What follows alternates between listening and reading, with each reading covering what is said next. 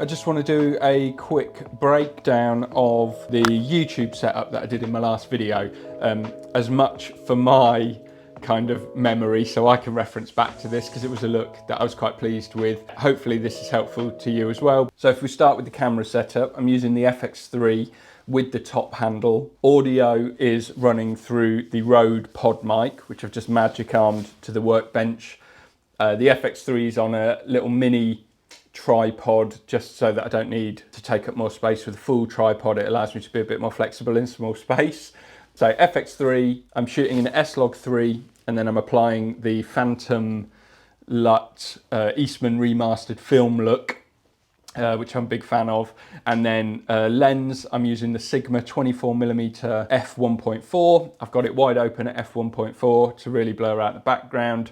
And then filters, I've got the misc True Color Variable ND and the Black Mist Diffusion, which I really like the way it softens my skin tones and gives a bit of halation to the highlights in the out of focus areas in the background. So that is the camera setup. I have also got the Atomos Shinobi just on the top for monitoring. And then down below here, I've got the iPad, which is connected to Sidus Link, which gives me control of some of my lighting. So if we move on to lighting now, for the key light, I'm using the Amaran 200X, and that is at about 49%, and it is set to 5,600 kelvins. And then in the background, I'm using a T2C tube light, which is set to about 2,700 kelvins, and that is only on 14% output. And I'm just using that as a little bit of a sort of rim light. And then behind me, background lights. So most of my office uses Philips Hue bulbs, so I'm utilising some of those in the background of the video.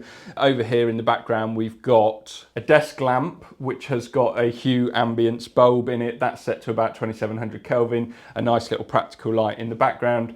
And it's sort of motivating that tube light, which is out of shot and is giving me that little bit of rim light. And then along my desk shelves, I've got a Philips Hue light strip, again set to about 2,700 Kelvin. Not that you've got Kelvin control in Hue, but it's an approximate, a nice warm color tone.